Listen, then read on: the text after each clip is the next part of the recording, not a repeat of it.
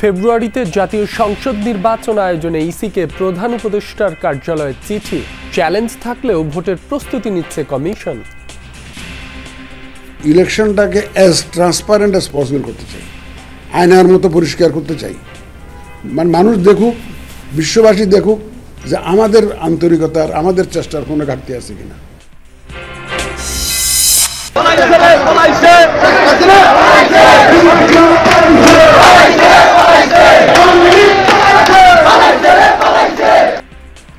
অভ্যুত্থানের বর্ষপূর্তি উপলক্ষে সারা দেশে বিএনপির বিজয় র্যালি। অন্ধকার পেরিয়ে আলোর পথে যাত্রা আখ্যা দিলেন তারেক রহমান। ফ্যাসিবাদ, উগ্রবাদ, চরমপন্থা যাতে আলোর পথে অন্ধকারের রেখা টেনে দিতে না পারে, গণতান্ত্রিক আমি বাংলাদেশের প্রতিটি ভাই বোনকে আমি সদা সতর্ক থাকার আহ্বান জানাই। কক্সবাজার ভ্রমণের কারণ দর্শাতে হাসনাত সার্জিস সহ 5 নেতাকে এনসিপির নোটিশ। ঘোষণাপত্রে নতুন সংবিধান ও গণপরিষদ নির্বাচনের দাবিকে পাশ কাটানোর অভিযোগ। ভারতের পণ্যের শুল্ক আরও 25% বাড়িয়ে 50 করল যুক্তরাষ্ট্র। কার্যকর হবে 21 দিন পর। রাশিয়া থেকে জ্বালানি তেল আমদানির জের।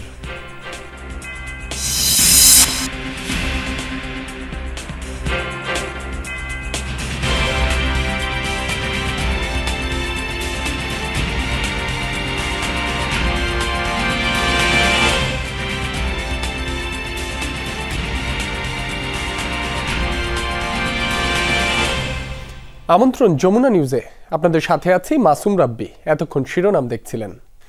2026 সালের ফেব্রুয়ারি মাসে রোজা শুরুর আগে জাতীয় সংসদ নির্বাচন আয়োজনের জন্য সব প্রস্তুতি সম্পন্ন করতে নির্বাচন কমিশনকে চিঠি দিয়েছে প্রধান উপদেষ্টার কার্যালয়। এর মাধ্যমে নির্বাচন আয়োজনের জন্য সরকারের পক্ষ থেকে ইসিকে অনুরোধের আনুষ্ঠানিকতা সম্পন্ন হলো। বুধবার প্রধান নির্বাচন কমিশনার বরাবর পাঠানো এক চিঠিতে উল্লেখিত সময়ে প্রত্যাশিত মানের অবাধ, সুষ্ঠু, শান্তিপূর্ণ ও উৎসব মুখর জাতীয় নির্বাচন আয়োজনের প্রয়োজনীয় কার্যক্রম গ্রহণের জন্য অনুরোধ করেন প্রধান উপদেষ্টার মুখ্য সচিব এম সিরাজউদ্দিন মিয়া। গত 5 আগস্ট জুলাই গণ অভ্যুত্থান দিবসে প্রধান উপদেষ্টা প্রফেসর মোহাম্মদ ইউনূস জাতির উদ্দেশ্যে দেওয়া ভাষণে আগামী বছর ফেব্রুয়ারি মাসে রোজা শুরুর আগে নির্বাচন আয়োজনের জন্য নির্বাচন কমিশনকে চিঠি দেওয়ার কথা বলেন। তারই ধারাবাহিকতায় আজ এই চিঠি পাঠালো প্রধান উপদেষ্টার কার্যালয়। ফেব্রুয়ারির প্রথমার্ধে নির্বাচন, তার 2 মাস আগে তফসিল ঘোষণা হবে বলে জানিয়েছেন প্রধান নির্বাচন কমিশনার এএমএম নাসির উদ্দিন। আগারগাঁও নির্বাচন ভবনে সাংবাদিকদের এক ব্রিফিংয়ে তিনি জানান, প্রধান উপদেষ্টার দেয়া সময়সূচি অনুযায়ী কাজ চলছে। সেপ্টেম্বরের মধ্যেই নির্বাচনের প্রস্তুতি গুছিয়ে আনতে চায় কমিশন। তার আগে নির্বাচন সংশ্লিষ্ট সব পক্ষের সাথে কমিশন আলোচনায় বসতে ইচ্ছুক। নির্বাচন এগিয়ে আসার সাথে সাথে আইন শৃঙ্খলা পরিস্থিতির উন্নতি ঘটবে বলেও আশা করেন সিইসি। প্রধান উপদেষ্টার জাতির উদ্দেশ্যে ভাষণের পর সাংবাদিকদের মুখোমুখি সিইসি এএমএম নাসির উদ্দিন উত্তর দেন নানা প্রশ্নের, জানান ফেব্রুয়ারি নির্বাচনের প্রস্তুতি। যেদিন আমরা চিন্তা করবো যে অমুক দিন ভোট হবে, তার থেকে মাস 2 আগে আমরা শিডিউলটা ঘোষণা করব। ফেব্রুয়ারির প্রথম দিকে তারিখটা আপনারা জানবেন, 2 মাস রমজানের আগে হবে। আমরা এমনি টার্গেট করেছি বাই সেপ্টেম্বর ইনশাল্লাহ শেষ করে ফেলতে পারবো। টেন্ডার হয়ে গেছে, সব কিছু হয়ে গেছে। একটা আইটেম বোধহয় আমাদের এই টেন্ডারে যেতে হয়েছে, এটা হয়ে যাবে, কোনো অসুবিধা নেই। সিইসি বলেন, এবারের নির্বাচন আয়নার মতো স্বচ্ছ করতে চায় তার কমিশন। সেক্ষেত্রে ভোটার ও রাজনৈতিক দলকে গুরুত্ব দেওয়া হচ্ছে। নাম্বার 1 চ্যালেঞ্জ ইজ আমাদের উপর আস্থার সৃষ্টি। আগে তো রাজনৈতিক দল, বেশ কয়েকটা রাজনৈতিক দল অংশগ্রহণ করেছিল, ভোটাররা আসছে। আমার তো মূল ফোকাস তো ভোটার। এক মাসে প্ল্যান করেছি যে এই যে স্টেক হোল্ডারদের সাথে আলোচনা। নির্বাচন সংশ্লিষ্ট পেশাজীবী যারা ভোট দিতে পারেন না, তাদের এবার পোস্টাল ব্যালটের আওতায় আনার কথা ভাবছে কমিশন। আইন শৃঙ্খলা বাহিনী সুষ্ঠু নির্বাচন আয়োজনে সক্ষম বলেও মতামত সিইসির। এই 8-10 লক্ষ লোক যারা ইলেকশনের সাথে সম্পৃক্ত, আমরা তাদেরকে এবার একটা পোস্টাল ব্যালটে নিয়ে আসার চেষ্টা করব। ভোট তো আরও কয়েক মাস আছে, তো এর মধ্যে দেখবেন যে ইনশাল্লাহ everything will be in place. এবং আমার বিশ্বাস আইন শৃঙ্খলা পরিস্থিতিটা কোনো সমস্যা সৃষ্টি করবে না। আওয়ামী লীগের বিষয়টি বিচারাধীন থাকায় এই নির্বাচনে দলটি অংশ নিতে পারবে কিনা এ প্রশ্নে কোনো মন্তব্য করেননি সিইসি। তবে জানান, আওয়ামী সমর্থকরা নির্বাচনে ভোট দিতে পারবে। সমর্থকরা ভোট দিতে পারবে, এতে কোনো অসুবিধা নেই। মনে মনে সমর্থন করি একটা দলকে, আমি ভোট দিতে, তাকে কে বলতে পারবো। তানভীর মৌসুম, যমুনা নিউজ, ঢাকা। আগামী জাতীয় নির্বাচন সুষ্ঠু ও গ্রহণযোগ্য করতে নির্বাচনকালীন সময়ে এসপি ওসিদের বদলি করা হবে লটারির মাধ্যমে। সচিবালয়ে নির্বাচন সংক্রান্ত বৈঠক শেষে স্বরাষ্ট্র উপদেষ্টা এই সিদ্ধান্ত জানান। বলেন, ডিসিদের বদলির ক্ষেত্রেও একই পদ্ধতি অবলম্বন করা হতে পারে। এতে প্রার্থীরা পছন্দের এসপি ডিসি পাবে না। উপদেষ্টা জানান, আগামী নির্বাচনে সেনাবাহিনী, পুলিশ, বিজিবি, আনসার সহ প্রায় 8 লাখ সদস্য দায়িত্ব পালন করবে। বিশৃঙ্খলা ও অনিয়ম ঠেকাতে 47,000 ভোট কেন্দ্রে দেয়া হবে বডি ক্যামেরা। প্রিজাইডিং অফিসারদের থাকতে হবে ভোট কেন্দ্রে।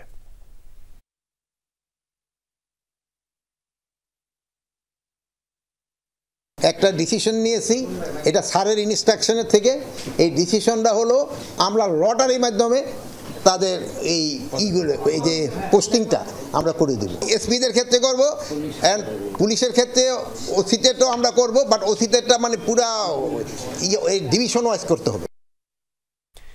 গণ অভ্যুত্থানের বর্ষপূর্তিতে বিএনপির বর্ণাঢ্য বিজয় র্যালি রূপ নিয়েছিল ধানের শীষের প্রচারণার মিছিলে। নির্বাচনের সুনির্দিষ্ট রোডম্যাপ ঘোষণার পরদিন বিএনপির ভারপ্রাপ্ত চেয়ারম্যান তারেক রহমান আহ্বান জানালেন, মতবিরোধ ভুলে রাজনৈতিক দলগুলোকে জাতির স্বার্থে ঐক্যবদ্ধ হওয়ার। স্মরণ করিয়ে দেন, ফ্যাসিবাদের আমলে কোনো রাজনৈতিক কর্মী নিরাপদ ছিল না, আর ফ্যাসিবাদ থেকে মুক্তির লড়াইয়ে সহযোগিতা করায় সেনাবাহিনী সহ দেশবাসীর প্রতি কৃতজ্ঞতা জানান বিএনপি নেতারা।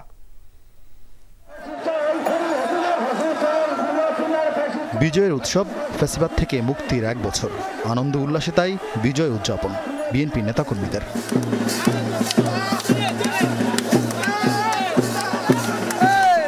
গণঅভ্যুত্থানের বর্ষপূর্তির উদযাপনে এই বিজয় র্যালির আয়োজক বিএনপি।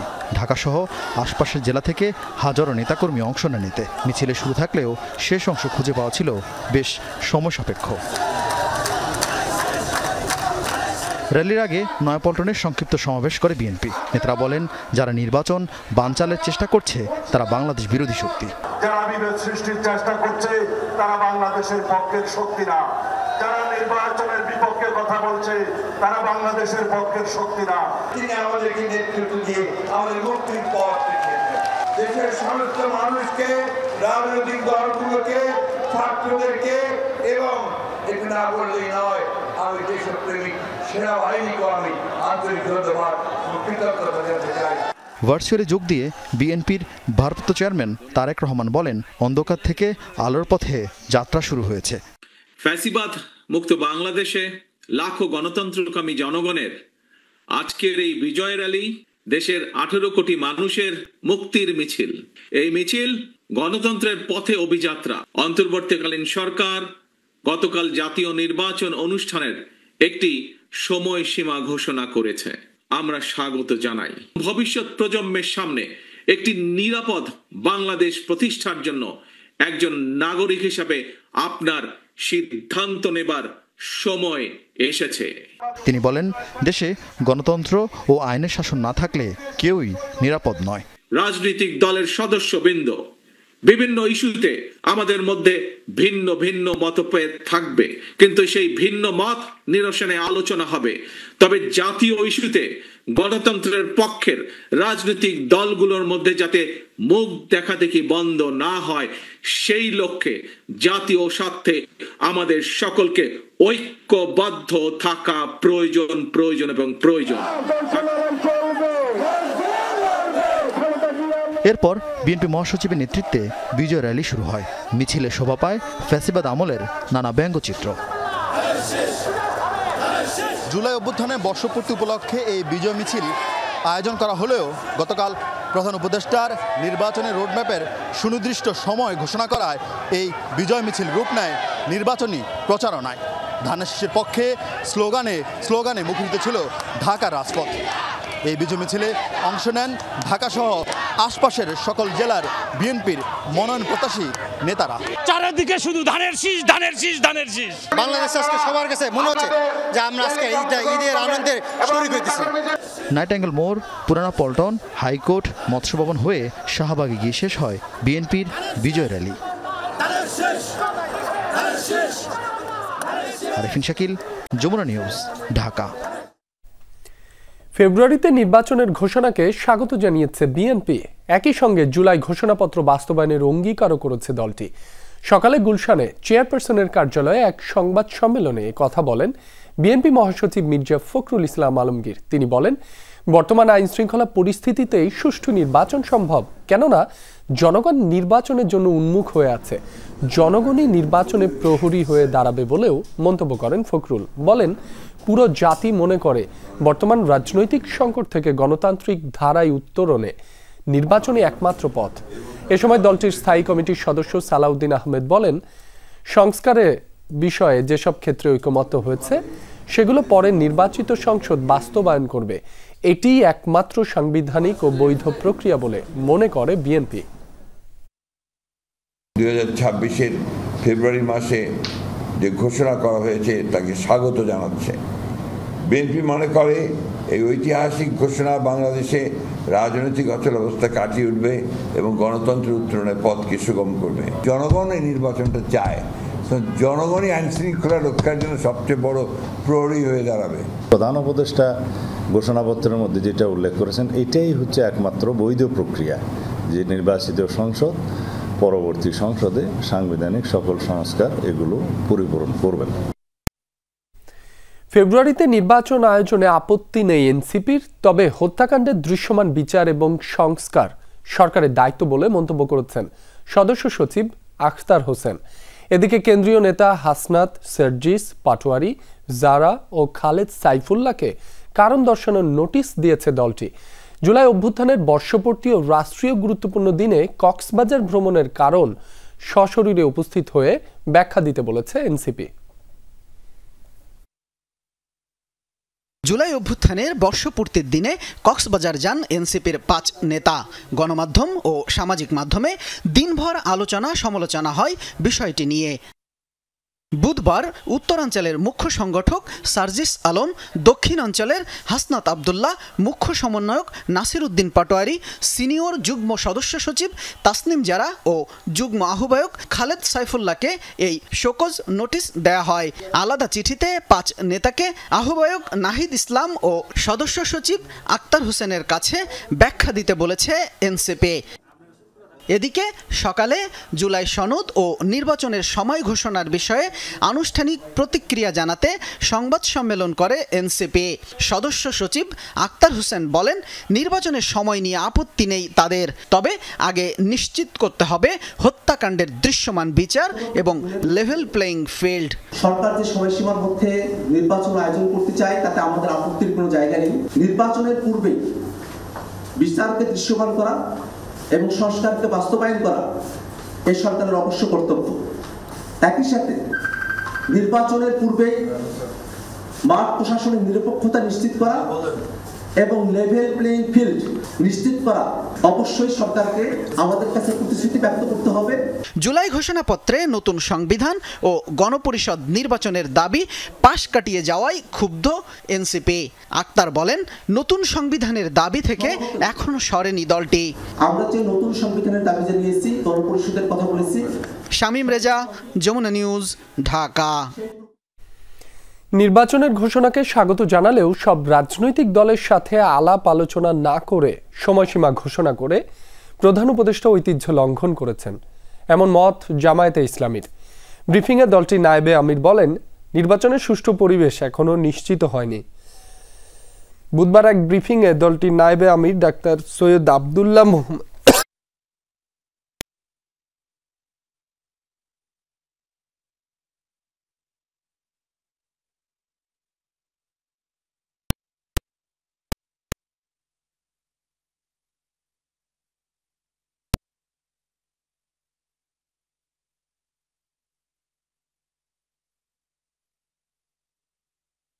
প্রধান উপদেষ্টা এই ঐতিহ্যকে ব্যত্যয় ঘটিয়ে কোনো বড় রাজনৈতিক দলগুলোর সাথে আলাপ আলোচনা না করে একতরফাভাবে এই ঘোষণা দিয়েছিলেন যে জুলাই সনদ প্রণয়নের প্রস্তুতি নিচ্ছে।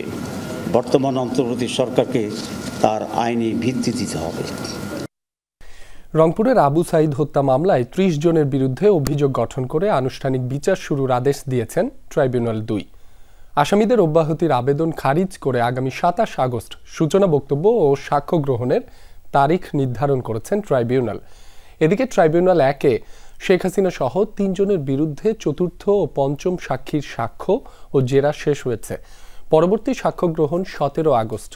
এছাড়া রামপুরায় কার্নিশে ঝুলে থাকা ব্যক্তিকে গুলির মামলায় সাবেক ডিএমপি কমিশনার হাবিবুর রহমান সহ 5 জনের বিরুদ্ধে ট্রাইব্যুনালে তদন্ত প্রতিবেদন জমা দিয়েছে তদন্ত সংস্থা।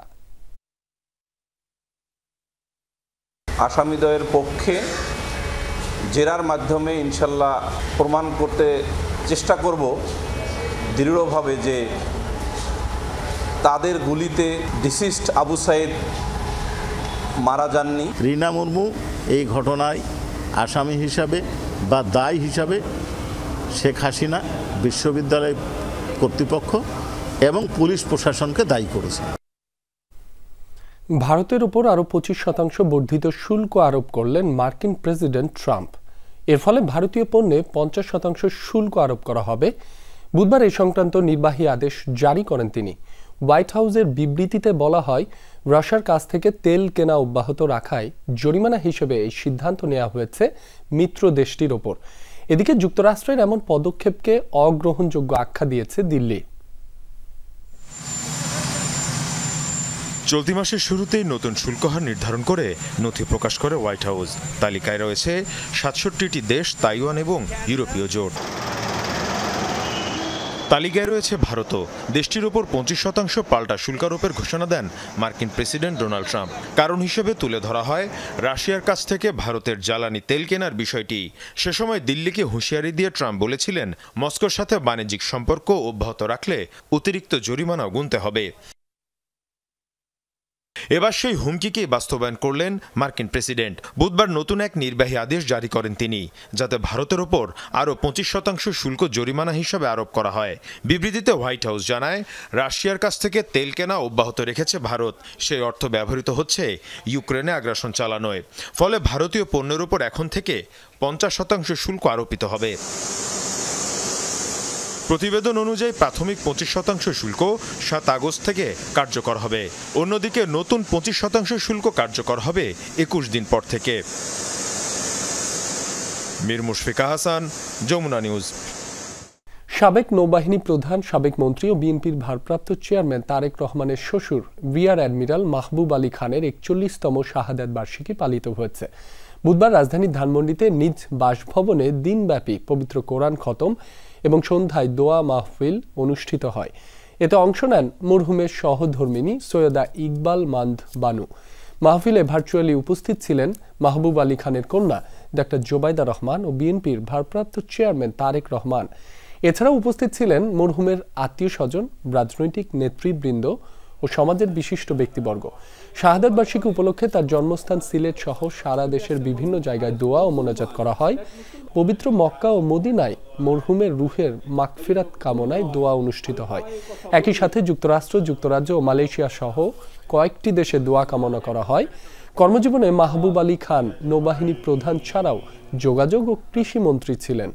1984 সালে তিনি ইন্তেকাল করেন। তার প্রিয় কর্মস্থল নৌ সদর দফতরের পাশে তাকে দাফন করা হয়। বাংলাদেশ নৌবাহিনীকে যুগোপযোগী করে গড়ে তোলার ক্ষেত্রে অবসরপ্রাপ্ত রিয়ার অ্যাডমিরাল মাহবুব আলী খানের উদ্যোগ স্বর্ণাক্ষরে লেখা থাকবে। 40তম মৃত্যুবার্ষিকী, ওনার জন্য দোয়া চাই সবারই কাছে। ওনার সাথে অনেক মেমোরি আছে যেটা ভাষা প্রকাশ করা যায় না। And he was a very good man, very honest man, এবং আমাকে অনেক কিছু শিখে গেছে যেগুলি আমি প্র্যাকটিস করি। দেশবাসীর কাছে ওনার জন্য, ওনার পরিবারের জন্য এবং ওনার রুহের আত্মার মাগফিরাতের জন্য আল্লাহ রাব্বুল আলামিনের কাছে দোয়া করি এবং তার পরিবারের যে সকল সদস্যবৃন্দ আছেন সবার জন্য আমরা এই আজকের দিনে দোয়া করি। এই ছিল যমুনা নিউজে। এতক্ষণ যারা সাথে ছিলেন সবাইকে ধন্যবাদ।